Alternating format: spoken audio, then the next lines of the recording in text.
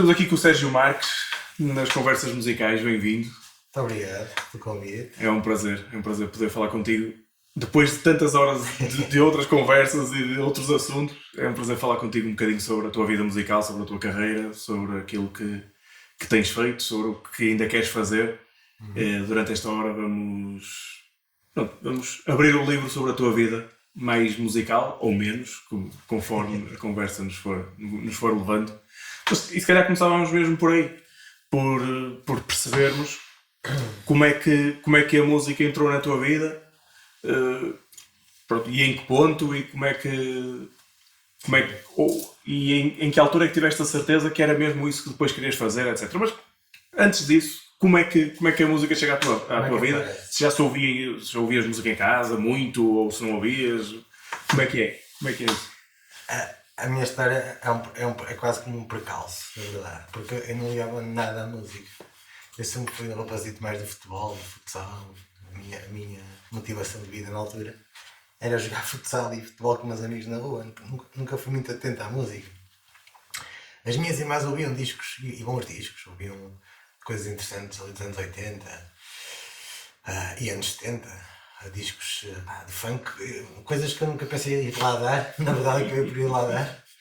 Michael Jackson e essa malta assim mais popular da época e que entretanto se eternizou na música.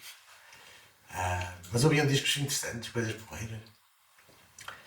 E era isso que acontecia lá em minha casa, era eu passar música, mas para mim os discos que passavam era a mesma coisa que o vento que levava às portas e batia, não ligava nenhuma. Então nessa fase não tinha qualquer intenção de ser músico, era mais ser jogador de futsal, de futebol. Perdeu-se aí um craque. Perdeu-se um talento. Ainda cheguei a jogar, olha, inclusive aqui perto num clube na altura muito épico, que era o Miramar, que era campeão Sim, foi campeão de futsal. Que era campeão consecutivamente, antes desta fase dos Sportings e dos Benficas, agora tomarem conta disso. Na altura o Miramar era uma potência e era uma equipa que se consagrava campeã todos os anos seguidos. Então quando joguei no Miramar tinha bastante orgulho. E as camisolas com os nomes, na altura era uma coisa fantástica. Nós miúdos, nos iniciados com os nomes das camisolas. Então o meu mundo era esse. Até que, a determinada altura, no meu primeiro 10º ano, eu optei por ir por uma área que acabei por odiar, que era a área de ciências. Na altura do 10º ano temos que escolher a área. Exatamente. E nesse ano, foi um ano em que pela primeira vez reprovei. E se calhar foi o ano mais importante para decidir isso tudo, porque nesse ano em que eu reprovo, porque detestava aquela matéria, não tinha nada a ver comigo. Portanto, eu faltava imenso às aulas. Neste não é exemplo, para ninguém. Mas acabou por ser esse ano que acabou por traçar o meu futuro.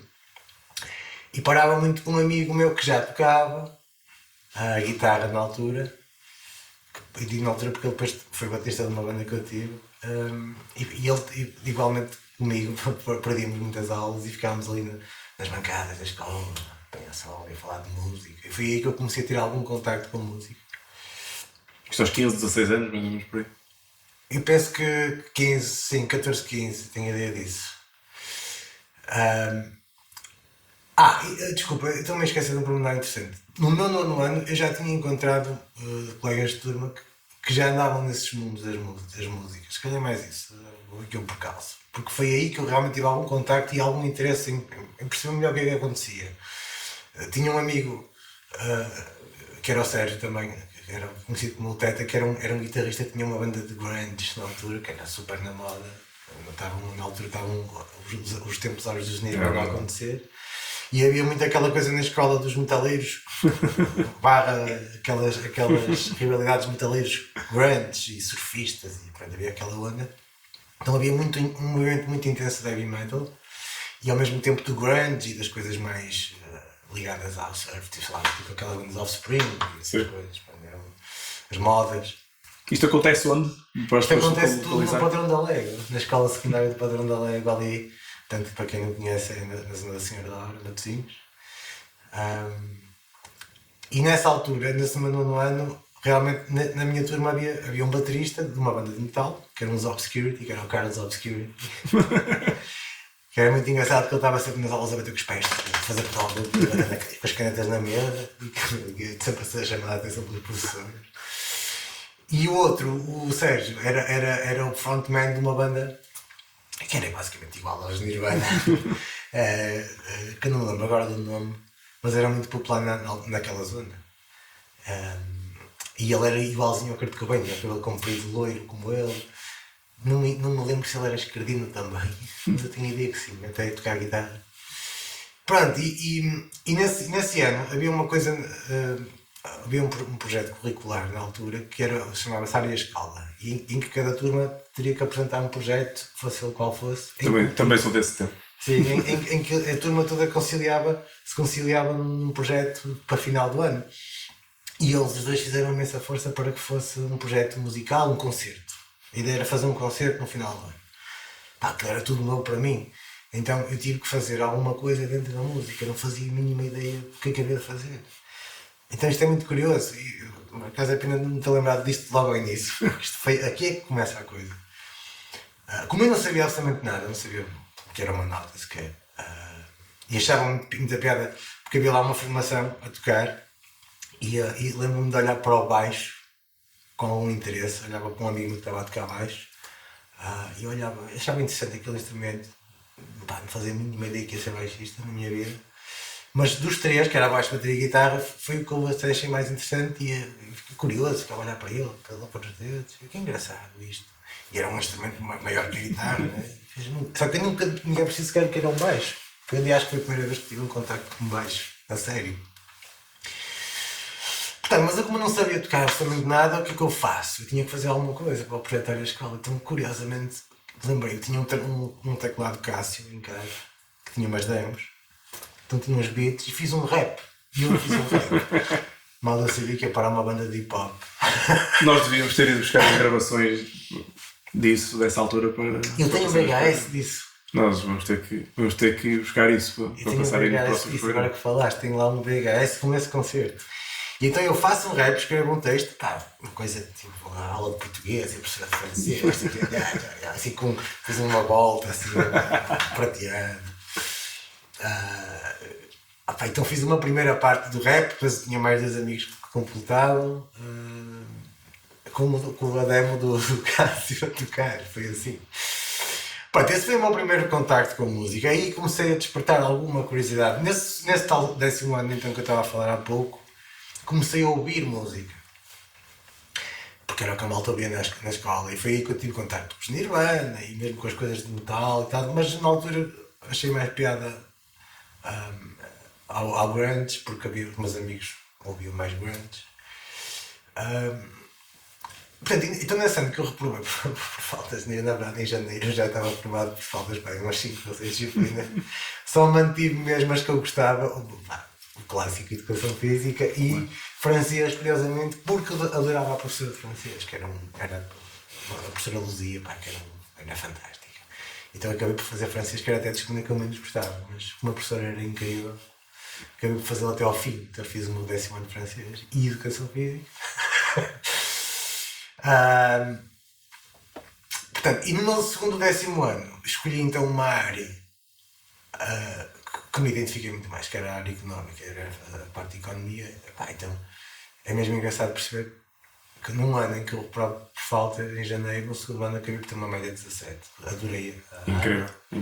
Por exemplo, adorei estudar filosofia. No meu primeiro 10º ano odiei filosofia, porque odiei a professora. No segundo ano adorei a professora, portanto era alta aluna de filosofia. Percebi como é que se devia estudar filosofia, ou seja, perceber os conceitos, não decorá-los. Sim, a diferença é que essas coisas fazem, de teres ou não um professor de que gostas e estares ou não numa área de que gostas e rodeado de matérias que te dizem mais. Completamente. Nós fazemos escolhas muito cedo e nem sempre estamos preparados para fazer essas escolhas ou até para voltar atrás depois de termos feito essas escolhas, portanto depois acabas às vezes por seguir uma área que não é propriamente aquilo que te diria mais. Nem preparados, nem temos na altura maturidade para perceber isso. Então foi muito interessante esse ano em vários aspectos. O que me levou a pensar outra vez, no meu segundo 10º ano, eu quase que fugi outra vez da música, porque como eu gostei tanto daquilo, da área económica e das disciplinas que estavam associadas, como é que era, aquilo tínhamos disciplina de economia, mas depois tínhamos técnicas marketing e assim, umas coisas associadas, agora não me lembro exatamente, TOE, era TOE, Técnicas de Organização de Empresas, era isso. E eu gostava daquilo. Então, nesse meu segundo, 10º ano, eu fiquei a pensar, ok, se calhar vai ser isto que eu vou seguir, economia, ou alguma coisa a ver com economia. Não propriamente o marketing, não me despertava muito interesse, mas a economia eu gostava dos conceitos económicos, das análises, de fazer as análises económicas aos mercados, eu gostava muito daquilo. Pronto, e fiz esse ano com bastante sucesso, ao contrário do ano anterior. E depois, na altura, cometi um erro grande, porque deixei de estudar no Padrão da Légua e fui para o externato académico, que era uma escola já de muito má reputação, um externato de muito má reputação, no que diz respeito à exigência letiva, né? Aquilo era uma volta, temos que dizer, era uma volta. Então, era na rua de Sefeita. Então ali também havia algum contacto com alguma malta da música, mas não era assim muito intenso. E eu é que me comecei a aproximar, ainda na minha zona de residência, aos meus colegas outra vez da música. Então eu conhecia muitos metaleiros, então eu comecei a gostar muito de heavy metal e comecei-me a focar mais no heavy metal e todas as variantes da altura, thrash metal, death metal, black metal. Então eu era um metaleiro, virei um metaleiro. E esta parte é curiosa, porque eu comecei a tocar, entretanto, porque sempre desejei ter uma banda de heavy metal. E já toquei tudo na vida, menos heavy metal. Já toquei tudo na vida.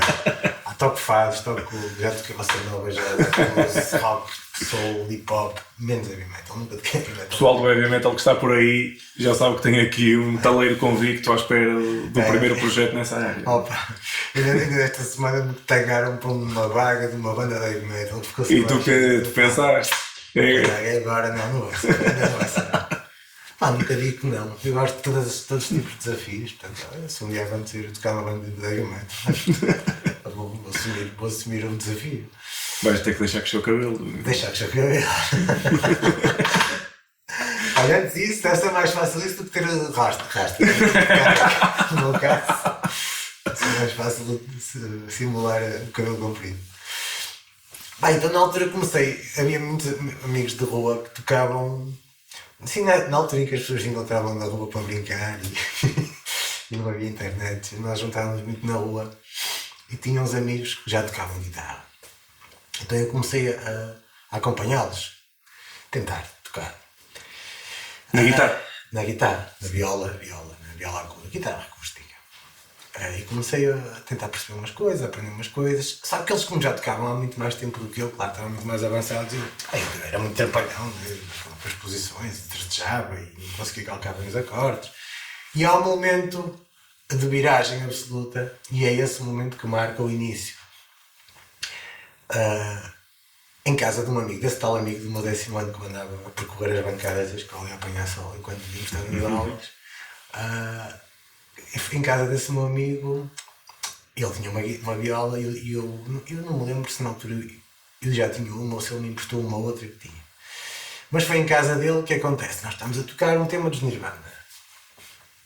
E aquilo na altura era preciso ter alguma técnica para fazer as barras, eu não tinha absolutamente técnica nenhuma, andava a aprender. Então sempre que eu ia fazer uma barra que eu trastejava, eu estava a tentar tocar com ele e eu reparava que ele fazia aquela expressão, tipo, está-me a estragar aqui o balanço, pá. Eu percebi, eu fiquei assim um bocado naquela, ok, está bem, já sei, tu estás a estragar aqui a banda. Até que ele diz assim, olha, fazem os baixos. Fazem os baixos. Eu fiquei triste, tipo, ok, já percebi, ok, estou a tocar mal, né? Faço os baixos, ok, mas como é que eu faço os baixos? Pegas, olha, tocas na corda a mim, na corda lá, acompanhas-me, tens-me a acompanhar. Eu, está bem, ok, assim triste, está bem. E comecei a fazer os baixos, tentar fazer. E a determinada altura ele diz-me assim, tu tens jeito para isso? Esse teu amigo era um visionário. E eu cá para mim, tu lixeira, não gostaste ok, já sei, sou maçarico, não é? Podias dizer isso, eu pensava que podias dizer, pronto, és um maçarico, ok, não tem jeito para isto. E ele, não, tu tens jeito, a sério, estou a falar a sério. Eu, está bem, mas tem jeito. A sério, não vamos experimentar mais um bocadinho. E ele achou que eu tinha jeito. E eu, olha, sei lá, e até me dizia assim, olha, tu devias comprar um baixo. achas e tal? Achas que sim? Pá, a falar sério, acho que sim. Estavas ali a acompanhar, estava a sentir uma marcação porreira, pá, devias fazer isso. Eu, na altura fiquei desconfiado. Passaram uns dias, lembrei-me, fiquei pensando naquilo. E, por acaso, ou não, que se calhar não foi, por acaso, havia um amigo meu que estava a vender um baixo, que era um baixo horrível, que uma marca muito foleira, que se chamava Marina, que eu nunca mais vi aquela marca da minha vida. Era um baixo feio, preto, uma coisa horrível, com um braço em maple, mas com as cordas afastadas do braço, assim que parecia um arco de lançar flechas. Estava a vender por 20 contos. 20 contos. Incrível. E esse também era um colega lá da zona que também tinha uma banda popular na altura que era um Zincoma. E ele dizia que era baixista de Zincoma, mas havia muitos boatos que diziam que era mentira. Nunca percebi muito bem se era verdade ou não. Mas pronto, o que era facto é que ele tinha um baixo para vender e eu comprei. E comecei às voltas com aquilo. E porquê que o meu segundo décimo ano também foi importante? Porque na minha turma, portanto eu era repetente, desse meu segundo décimo ano, eu tinha um amigo da turma, que conheci na altura, que era o Carlos Caldas, que tinha aulas de baixo. E ele diz-me, pá, eu tenho aulas de baixo, não sei o quê. E eu, tens aulas de baixo? Olha, eu estou agora a começar a aprender a tocar baixo. E ele, não sei, pá, tu devias então ter aulas com o meu professor, que ele é espetacular. O Fernando Noronha. Pá, aqui na Serra da Hora, pá, vais ter aulas com ele. Ele é espetacular, estou a gostar muito. E ele, eu vou pensar nisso e tal. E então decidi ter aulas de baixo com o Fernando, que era ali perto de uma casa, numa casinha ali perto da estação de comboios. Ainda era a estação de comboios, não havia metro. Era perto de casa, ia a pé, tranquilo. Fui ter aulas com o Fernando e gostei muito. Pá, e o Fernando. Isto depois foi tudo quase como um processo elevatório da motivação da coisa. Pá, quando eu vou ter aulas com o Fernando, eu tenho conhecimento do que é que o baixo faz, qual é a função do baixo, o que é que acontece com o baixo, o que é que os baixistas fazem, qual é a função do baixo na música, o que é possível fazer com o baixo. Então o Fernando começa a me mostrar discos, pá, coisas que eu não fazia ideia, para atitudes, para histórias e essas coisas. Ei, dá para fazer isto com o baixo? Eu, para mim, a baixo era aquela coisa que fazia tum-tum-tum, ou pam-pam-pam-pam-pam-pam, ou então era aquele gajo que estava ali tocando uma banda da bimanta, mas eu nem se percebia muito bem o que ele fazia, porque as guitarras absorvem todo o contexto, né?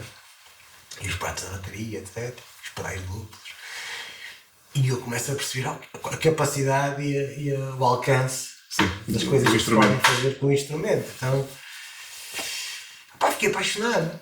Foi nessa altura que foi a primeira vez em que eu senti, eu gostava mesmo de aprender isto é mesmo incrível. Já não para tocar heavy metal? Já era o desafio de conhecer a capacidade do instrumento. Não fazia ideia que era possível fazer aquilo. Eu sempre olhei também, se calhar com uma generalidade das pessoas que não têm conhecimento na área. Olhei sempre para o baixo como um instrumento, pronto, de terceira classe, né? Assim, qualquer ele está ali para acompanhar porque realmente faz falta o timbre, percebi isso, mas nunca tinha percebido o que é que era possível fazer com aquilo. Nunca tinha associado o baixo a um instrumento solista, nem como destaque. E achei curioso, até porque não só a capacidade do instrumento, mas depois todas as funcionalidades tímbricas que fui descobrindo, desde daquele som fretless do Pastorius, que era muito bonito e que me despertou muita curiosidade na altura, aquele choradinho, não fazia ideia que os baixos faziam isso, até ao ponto de ver um Patitucci com baixo de 6 cordas e pensei, ainda há mais cordas? Afinal tem mais! E toda aquela destreza técnica e improvisação, etc., com o Patitucci, e depois ele também mostrava coisas do Stanley Clarke, e eu, dá para fazer slap, que engraçado, não fazia ideia. Então foi assim um despejar de informação que eu absorvi com interesse, podia não ter tido. Olha, esse meu amigo Carlos Caldas depois acabou por nunca mais seguir. Pronto, ele tinha o mesmo conhecimento que eu, o professor era o mesmo. Pronto, aí ele não despertou. Mas abriu-te a porta para as aulas e sim, foi ele que te encaminhou em. Tinha que estar na minha vida, sabe? Engraçado. Aquele Carlos Caldas tinha que estar ali naquele sítio engraçado. no meu segundo décimo ano. Sim. Estás a perceber? Numa área que eu até já estava a gostar muito mais, que até podia ter seguido. mas apareceu-me o Carlos Caldas A dizer para isto ter aulas de baixo. para ter aulas de baixo como o Fernando, e tinha que ser o Fernando. Tinha que ser aquele professor. Porque se tivesse sido um outro, tipo, se tivesse sido um professor muito exigente, um professor que não tivesse a paixão pelo que fazia, se calhar ele não tinha seguido. Sim. Sabes? As coisas às vezes tinham que acontecer. E já agora, há uma coisa muito interessante que eu ia sentindo durante os anos. Eu sempre tive um piano em casa. O meu pai gosta de tocar piano, um piano de parede. E o meu pai sempre ia tocando. Eu nunca liguei nada. Para mim, o piano servia para brincadeiras, como estar com amigos em casa e estávamos no chão a ver quem conseguia tocar na tecla. Mas eu achava que esse era o desafio que eu tinha que esperar com o piano lá em casa. Ver quem conseguia dar uma nota e o outro não podia deixar com o braço, quase como uma coisa de wrestling. Portanto, era isso que eu fazia com o piano. Mas sempre tive uma sensação engraçada de. Pá, não sei explicar, mas sempre tive assim uma sensação de eu um dia tenho que aprender a tocar um instrumento. Não sei explicar porquê, não ligava nada, mas tinha esta uma ideia dentro. Pá, não sabia qual, não sabia o quê, mas um dia tenho que tocar um instrumento. Pá, mal eu sabia, não é? Eu estou a falar isto com 10 anos, 9. Tinha este feeling, mas não ligava nada em nenhuma música. É incrível como é que a vida depois nos coloca no caminho que nós sentíamos que poderíamos vir a ter. Sim. Ou como é que já existia esse bichinho aí à espera de ser despertado. Sim, eu não fazia ideia. Havia esta sei lá, vamos chamar-lhe um feeling, uma sensação, ok? E depois, naquela minha fase do armário da adolescência, né, que é aquela fase geralmente parda, acontece eu ter essas experiências e focar-me muito a aprender mais. Então os meus amigos iam para a rua ou iam para o café. Muitos deles ainda me dizem hoje, pá, realmente, eu lembro perfeitamente que nós queríamos ir para o café e tu dizes, pá, não, vou estudar música, vou estudar baixo, e o pessoal ficava, este gajo vai estudar agora, vai tocar baixo, não, vamos todos para o café, vai tocar baixo, estúpido. E às vezes eles dizem assim, olha, não me lembro, tu ficavas a tocar baixo, nós íamos para o café, fizeste muito bem. Pois tu de repente focaste mesmo naquilo. Eu liderei. As aulas abriram-te essa perspectiva e motivaram-te para de facto, de um momento para o outro, ser aquele o teu caminho. Sim. É mesmo isso. Eu tive um professor certo na altura certa. O Fernando era excelente em motivar. E eu chegava sempre às aulas com dúvidas. De coisas que ele me explicava e não só, porque ele que mandava ouvir os discos que me ia induzindo. Por exemplo, coisas de pastor. Eu tentava sacar aquilo, tinha um ouvido péssimo, mal treinado. Mas tentava ao meu jeito, olha, eu saquei isto, não dizia assim, não é bem isso, mas olha, tem todo o interesse, pelo menos estás a esforçar em tentar, e isso é muito positivo. E ele lá me corrigia, uma frase ou outra que eu tinha sacado mais ou menos mal, e ele me dizia, olha assim, mais assim, eu pensei, tens razão. Então comecei a aprender, ok, realmente nem tudo que eu ouço à primeira faz sentido, eu tenho que ter cuidado com aquilo que eu ouço à primeira, tenho que ouvir muito bem, e daí também perceber aquelas ideias é importantíssimo conseguirmos cantar primeiro o que nós vamos querer tocar, para tocar com uma certeza maior. Não é? Há muito esse erro das pessoas, especialmente mesmo começarem logo a tocar por cima, a achar que vão tirar a música, e isso leva-se geralmente 90% a um erros. Então o Fernando foi mesmo importante. E às vezes volta e meia falo com ele. Ainda há pouco tempo ele enviou um aluno dele para mim, passou para mim. Vamos falando, volta e meia.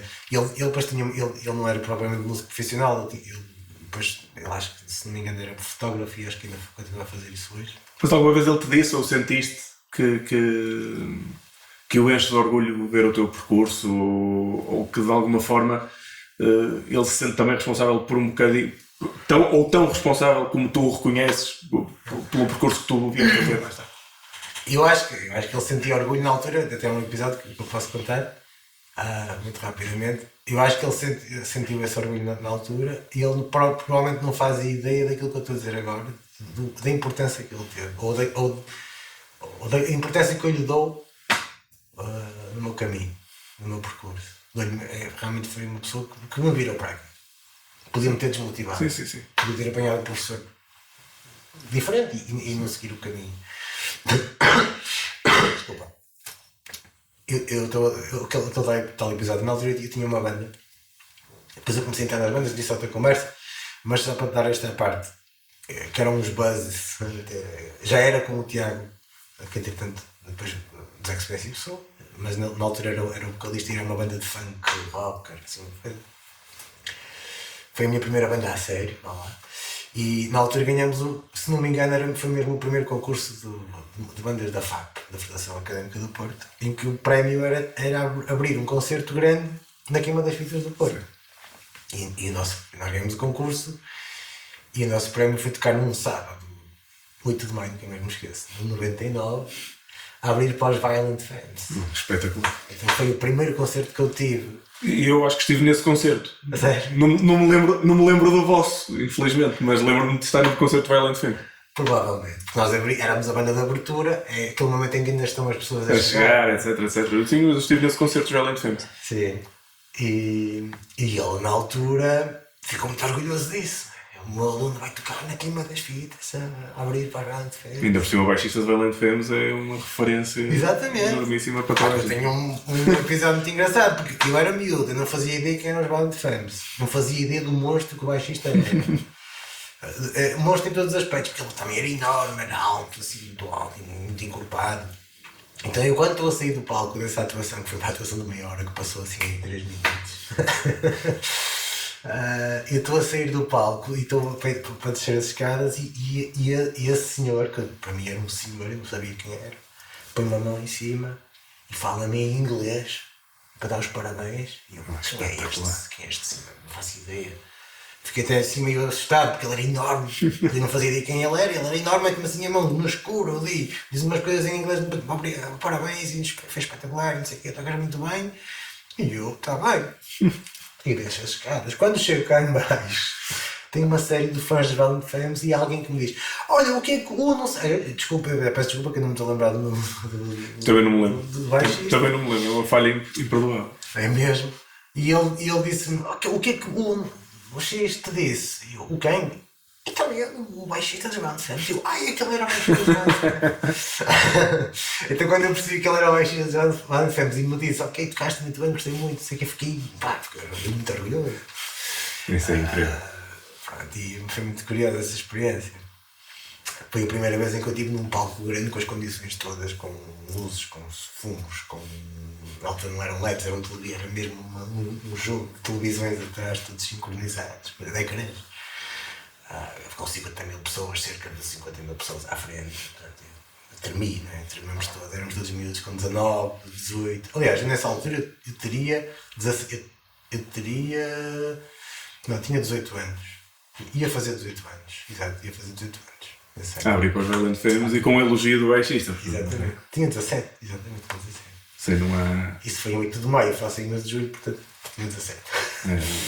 É uma motivação, um boost de motivação enorme. Sim, isso, e a banda que eu tinha, essa banda na altura, porque eu levava aquilo muito a sério, mesmo muito a sério. Essa banda, os ensaios com essa banda, eu era até obcecado por aquilo. Na altura, esse baterista dessa banda era o tal meu amigo da guitarra que faltava comigo às aulas, que me pôs a tocar baixo. E ele na altura começou a tocar bateria, que é o João.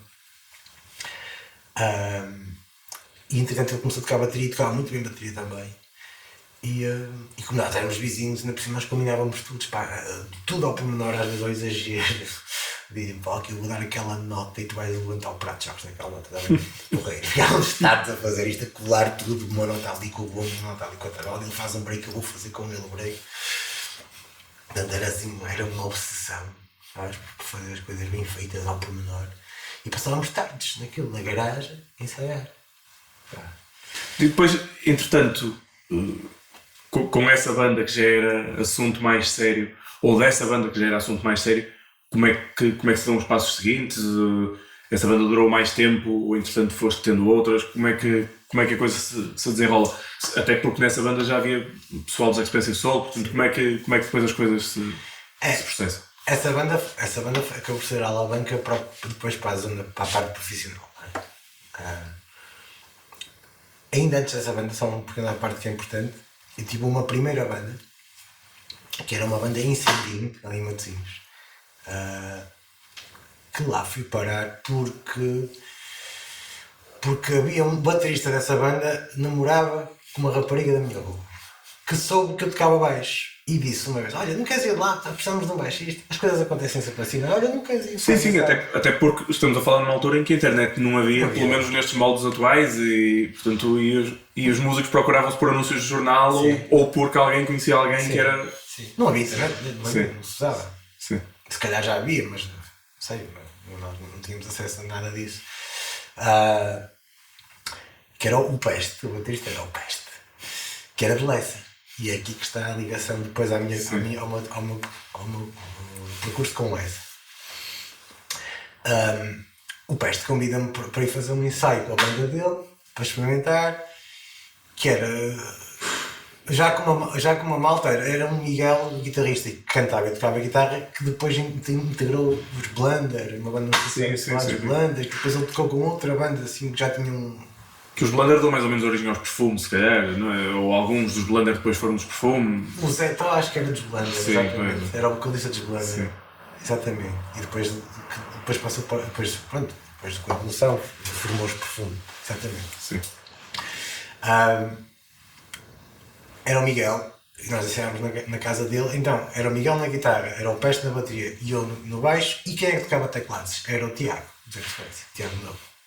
Sim. Eu, quando conheci o Tiago, conheci nesse contexto de teclista. E ele não cantava, quer dizer, pelo menos naquela banda, a convite do Peste, que também era de Lessa, eles conheciam-se de Lessa, e o Tiago estava nos primeiros passos a tocar teclados, até porque o irmão dele já era um músico semi-profissional ou profissional, não tenho bem certeza na altura, tocava com os DR Sax na altura, que era a banda, uma das bandas sensações do momento. E então nós ficámos muito orgulhosos de termos o irmão do teclista do DR Sax na banda. E então tínhamos essa pequena banda, e como é que surge o convite para ir para a outra banda de Lessa, que eram os tais Buzz, que na altura ainda não eram os Buzz. O Tiago, como gostava da minha forma de tocar, um dia disse: nós temos um baixista, mas eu gosto, não sei, eu gosto mais da tua forma de tocar e tal, queres ir fazer um ensaio connosco? E eu fui. Pronto, e lá toquei com eles um bocadinho, eles gostaram muito e acabei por integrar a banda,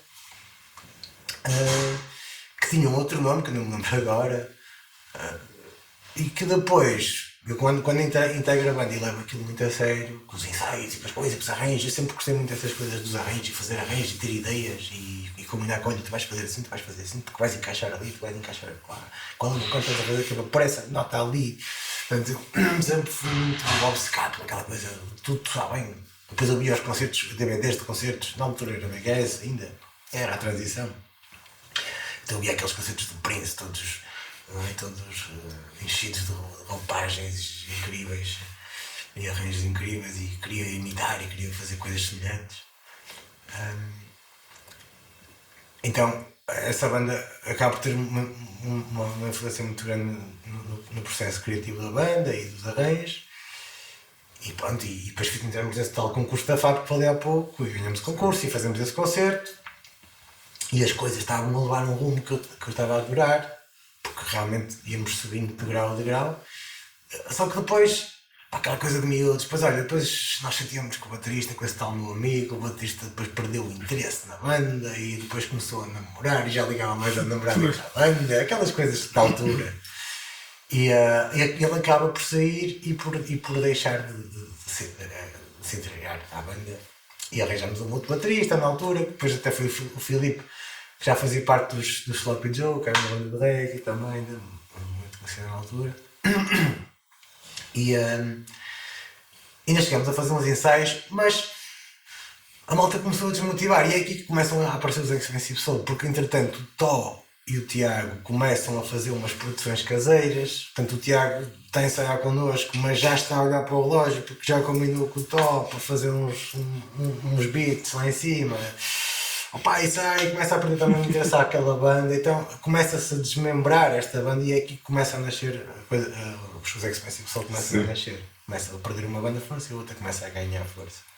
Na altura eram só os dois a fazer coisas no quarto do Tiago, produções. O Tiago estava a começar a aprender, a mexer nos programas de edição. E fazia aquilo muito bem.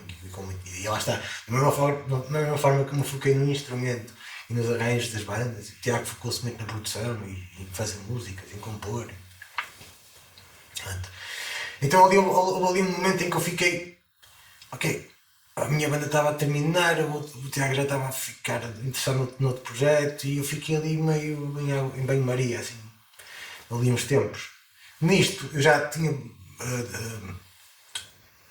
já não tinha aulas com o Fernando, fui ter aulas na escola de jazz com o Alberto Jorge, já fui aprender outro tipo de coisas, mais jazz e entrei mais nesse mundo do jazz e conhecer malta do jazz, ter aulas com o Paulo Gomes. Comecei a dedicar mais a esse tipo de estudo mais aprofundado e a seguir mais esse caminho. À procura de maior versatilidade. Sim. Havia muita ideia de que isto vai jazz aqui é incrível, porque te dá. E é verdade, dá-me uma série de conhecimentos que. Não é que uma coisa seja mais completa que outra, só que para realmente, efetivamente, para tocar determinadas coisas é preciso ter algum conhecimento mais avançado no que diz respeito à teoria musical. Porque exige, porque tens que fazer uma linha de walking bass, tens que pensar minimamente, porque se for só pela digitação, não vai sair, pode resultar minimamente, mas não vai perder o interesse, porque vai ser repetitivo, então obriga-te mesmo a pensar mais, e é verdade, isso é verdade. Mas pronto, isso também acaba por ser, acabas de ganhar ferramentas que depois também podes, da mesma forma, aplicar num tipo de estilo. Claro. Portanto, isso acontece muito, por exemplo, nos Estados Unidos, a torta direito com a soul, não é? Portanto, eles vêm todos daquele estudo. Eles até começam, na verdade, muitos deles na igreja a tocar, não é? Sim. Gospel. Mas lá está, aquilo já está tão intrínseco, aquela coisa de estudar música num todo, em qualquer estilo, porque eles de um para o outro passam com muito mais facilidade, porque na verdade a teoria musical é a mesma para todos os estilos de música. Só que na altura, aqui em Portugal, isso ainda não estava tão desenvolvido. Hoje em dia tu vais à internet e tens aulas incríveis com gajos incríveis e a informação está em todo lado disponível. Na altura não havia nada disso, portanto. Mas assim, um bocado com essa pressão da competência. Se estudar jazz vais ser mais competente. Então eu, como queria ser sempre mais competente e aprender o mais possível, fui para a escola. Continuavas a estudar muitas horas e... Continuava, mesmo. Só que houve um momento em que aquela banda estava meio parada e eu estava só a estudar em casa. Sim. E há outro momento muito interessante da minha carreira que acontece aí. Há um dia, eu já quase não tocava com ninguém, não tinha bandas, e há um dia que eu penso assim, e se eu fosse ter com músicos? Porque se eu estiver em casa é muito pouco provável que alguém venha tocar à porta para eu ir tocar. Pode acontecer, mas isso é uma sorte. Sim. E no dia em que me deste pensamento, e se eu fosse, olha, vou ao B-Flat, que era um bar de jazz em Matosinhos, vou ao B-Flat, vou ver o que é que se passa lá e, sei lá, pode ser que encontre os músicos e até comecem as coisas a desenvolver. Tive este feeling, olha, bom, e fui. E quando lá chego, curiosamente estava a tocar uma professora com o Paulo Gomes, com um trio, um quarteto que ele na altura tinha. Olha que fixe, está a tocar o Paulo Gomes. Então assisto, há um intervalo, o Paulo Gomes, então já enviaste cá.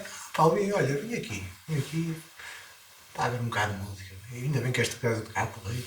E nisto o Paulo apresenta-me a um dos donos do B-Flat, gerente na altura, que era o António Ferro, que também era baixista, também é muito conhecido aqui no Porto. E o Paulo Gomes apresenta-me, olha, este aqui é um baixista, então de brincadeira diz, olha, muito fino, que ele está a tocar bem, vai passar as canetas, e lá é que engraçado. Por acaso é interessante, porque a banda da minha filha está a precisar de um baixista, aí, você vê como tudo acontece assim. Inacreditável. Está a precisar de um baixista, tu queres ir fazer uma audição? E qual era a banda? Éramos Mesa. E era a Mónica Ferraz que estava a cantar-nos Mesa na altura. E eu, por que não? Sim. Então, ainda por cima a audição era o ensaio da audição, era no B-Flat, e que porreiro, ainda por cima de quem saiu do feito, prestígio. Espetacular. Então nessa semana fiz esse ensaio por Mesa, estavam mesmo numa fase inicial, ainda não tinham gravado o primeiro disco. Formação ainda muito curta, muito pequena, era o João Pedro na bateria, a Mónica na voz, o Jorge Coelho na guitarra e eu. E o João Pedro disparava uns samplers no Akai que ele tinha. Então eles gostaram e comecei a tocar com eles. E então aí entro e começo a fazer os meus primeiros concertos a um nível mais profissional. Já com cachê, já começa aí a minha vida profissional a acontecer. Gravei o primeiro disco com eles, no estúdio de Mário Barreiros na altura, que são agora o Boom. Então as coisas estavam a acontecer da maneira que eu sempre tinha desejado, de gravar disco, a fazer concertos, não é? Isso era tudo. Porque neste período, quando andava a estudar, eu ganhei uma paixão que não tinha naquela altura do futsal. Eu visualizava, eu quero tocar nestes palcos, eu quero fazer discos, eu quero tocar com estes músicos, eu tenho que ser grato porque, na verdade, tudo o que eu visualizei aconteceu. E eu sou grato por isso, muito grato por isso, todos os dias.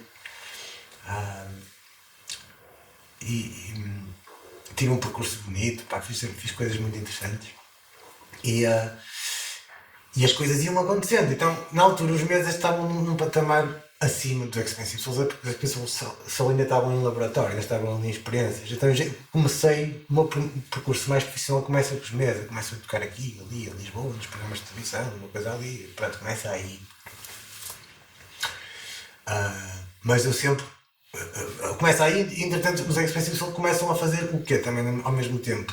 E eles deixam de querer ser só os dois. E o Tiago vem falar comigo e diz-me assim um dia: Ginho, quero fazer uma banda de hip hop.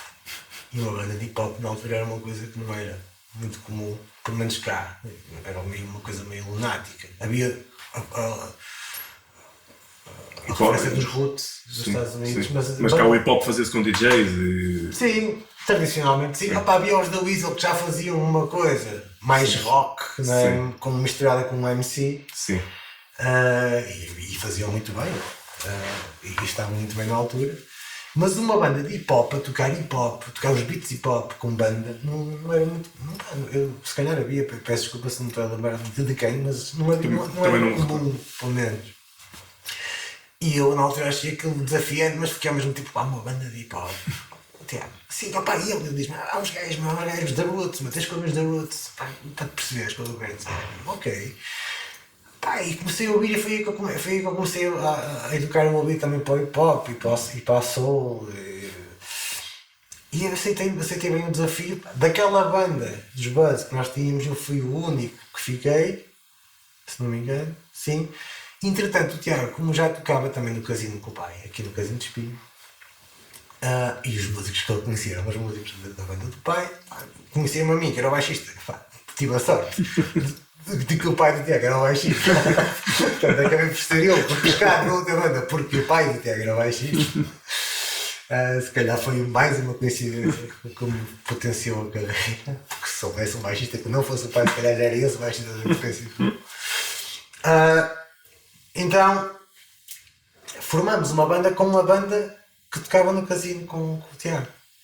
Daí vinha o Lino na guitarra, no teclado, e na altura o Sérgio na bateria, que naquele momento não tinha muito interesse em fazer companhia, porque ele já era profissional, já era um músico profissional, então já uma banda de miúdos e tal, não se quis pôr nesse papel numa primeira fase, então arranjamos um outro amigo para tocar a bateria, que também era já um músico da praça, que era o Sérgio Pires, que tocava baixo do Sloppy Joe, e era um dos produtores e compositores da banda. Também tocava bateria, então o Sérgio veio tocar connosco. Não, antes do Sérgio não houve ali umas experiências com outros bateristas que não correram bem, mas o Sérgio depois acaba por integrar coisa mais a sério. Mas ainda houve ali umas experiências. Mas estávamos ainda tudo a começar, né? E os meses já estavam num patamar diferente, já tinham uma agência, já tinham uma série de coisas a acontecer, mais profissionalizar. E eu tentava sempre, com a minha paixão, depois eu fiquei apaixonado pelo projeto dos Expensive Soul com a banda e tentava sempre arrastar aquilo para o mercado. Então, todos os contactos que eu entendia, sempre apresentando, olha, eu estou a fazer um projeto assim, assado, aquilo era o meu orgulho. Né? E lá se ia falando ultimamente dos Expensive Soul, muito à custa disso também, da minha paixão por querer dar a conhecer. Sim. Até que depois as coisas também começam a funcionar com o Sexpence e começamos a tocar em bares e começamos a fazer todo aquele percurso que eu acho que hoje em dia já nem existe, que era o percurso habitual, tocar nos sítios pequenos, ganhar fãs à medida que se ia tocando, pessoas, ganhar pronto, um público passo a passo. Hoje em dia com a internet pode ser. Sim, as coisas estão muito diferentes e esses sítios se calhar já não existem ou pelo menos não fazem coisas com bandas originais, ou não há muito esse espaço de caminho para ser percorrido. É pena, por um lado é pena. Porque é interessante essa experiência, né? Dá toda uma experiência de estrada a curta distância. Né? Sim. Até pelo valor que dás quando chegas a determinado patamar, a bagagem toda claro. que vem para trás. Né? Do material que carregaste, do dinheiro que puseste em gasolinas importadas, do teu bolso, do pneu que gastaste e furaste e tiveste que mudar com a malta da banda, essas coisas. Isso faz parte do processo de crescimento. Então andamos muito tempo a tocar em bares e em discotecas e depois aquilo íamos subindo sempre. Nós tocávamos muito, tocávamos muito em bares e discotecas. Todos os anos fazíamos muitas datas, coisas pequenas, mal pagas, mas fazíamos muita coisa. Havia estrada. E estávamos dispostos a isso. Sim. Fazíamos muita coisa. E depois aquilo começa a correr muito bem.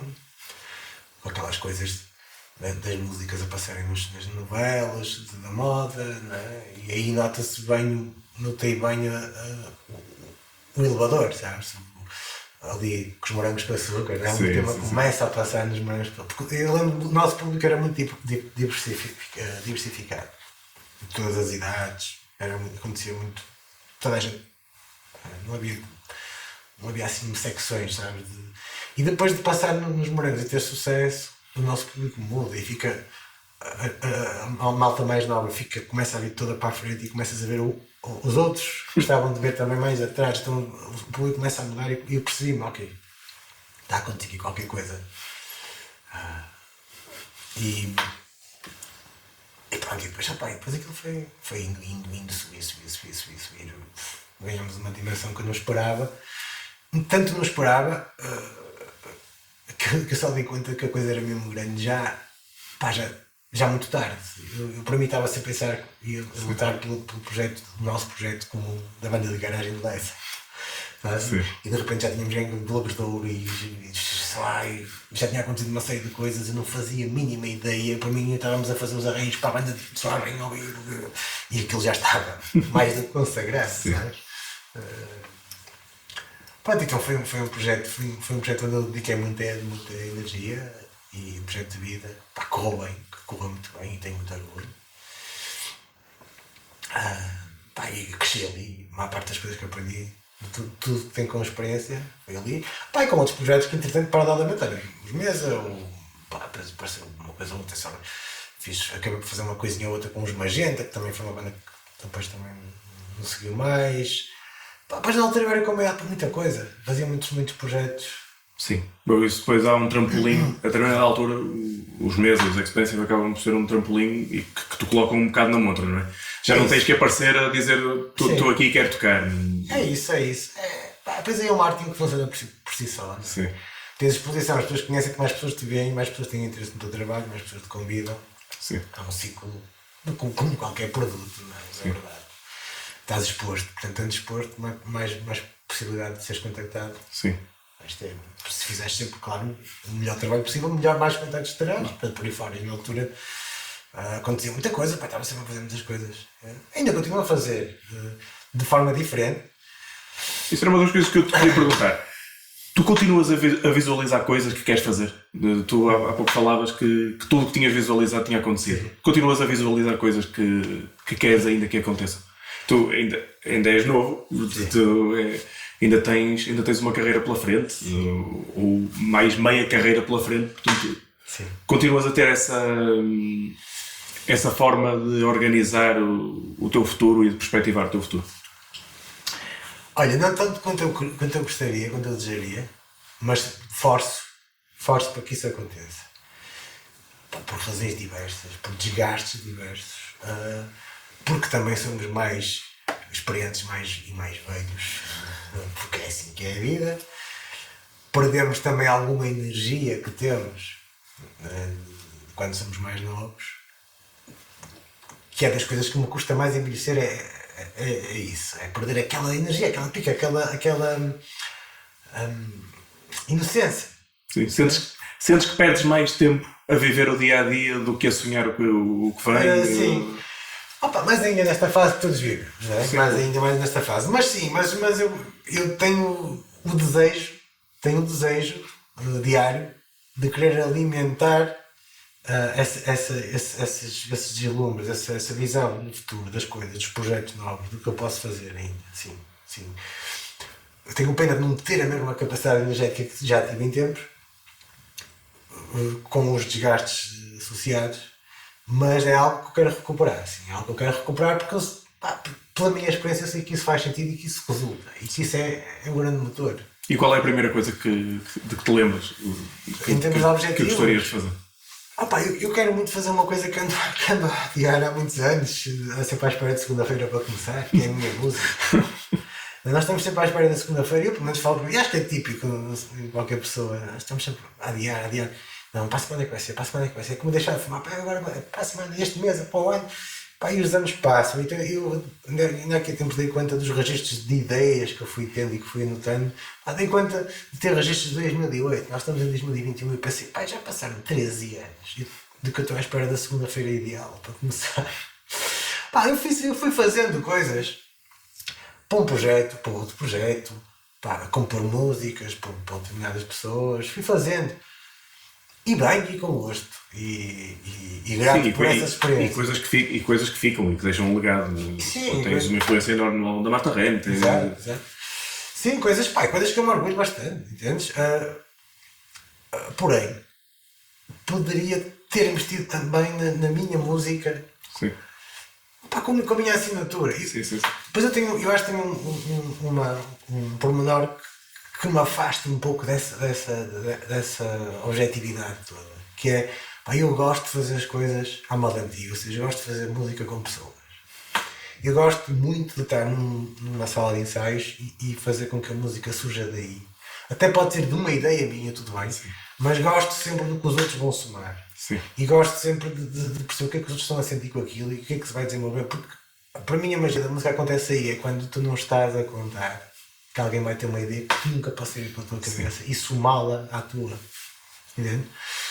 Claro que a tecnologia que nós temos hoje em dia é tudo muito mais prático fazeres em casa, tudo sozinho, com o teclado tens os instrumentos virtuais que tu queres, é um facto, facilita muita coisa, facilita, mas perde muito esta característica humana e artística da música.